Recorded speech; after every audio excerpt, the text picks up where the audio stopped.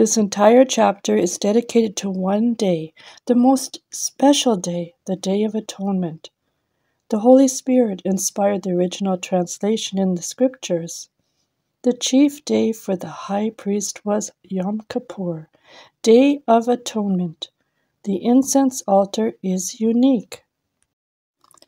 We will learn that the instrument and vessel for worship is the altar. The incense altar, what accompanied the incense, was the prayers of the people. Zechariah, the father of John the Baptist, he was a priest, and he went in at the right time, being called by God to offer the incense offering. And when he did, the people prayed, and the prayers went up with that smoke. He was given revelation that he will have a son given to his barren wife Elizabeth. That son, John the Baptist, prepared the way for God's redemptive work.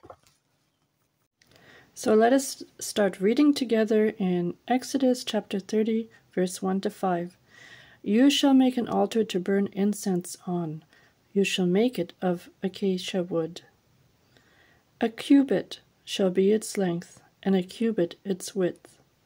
It shall be square, and 2 cubits shall be its height.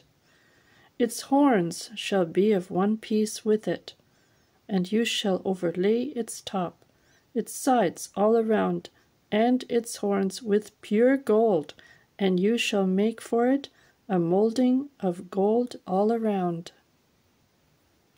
2 gold rings you shall make for it, under the molding on both its sides. You shall place them on its 2 sides, and they will be holders for the poles with which to bear it. You shall make the poles of acacia wood and overlay them with gold. A lot of the furniture in the tabernacle was acacia wood, and also a lot of it was covered with pure gold. We're going to continue in verse 6.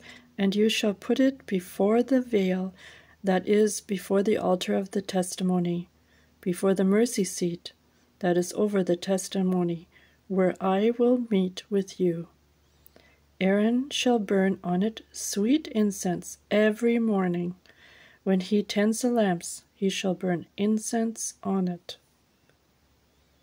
And when Aaron lights the lamps at twilight, he shall burn incense on it, a perpetual incense before the Lord throughout your generations.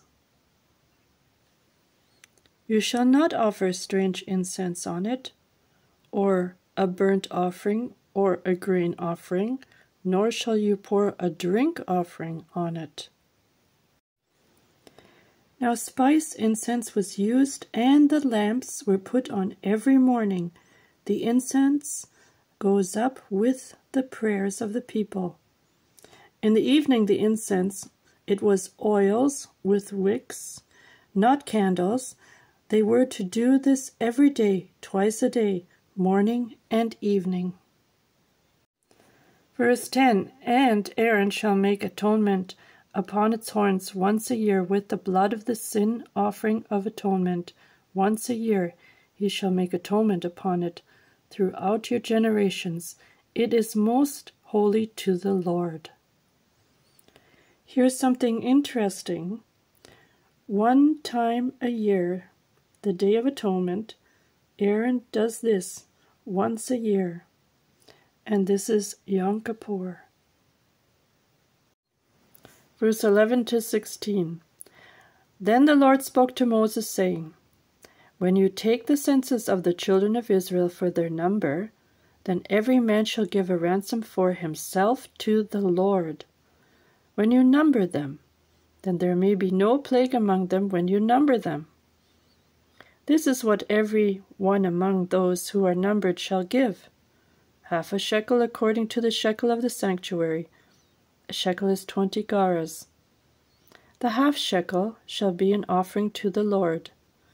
Every one included among those who are numbered, from 20 years old and above, shall give an offering to the Lord. The rich shall not give more, and the poor shall not give less than half a shekel. when you give an offering to the Lord to make an atonement for yourselves.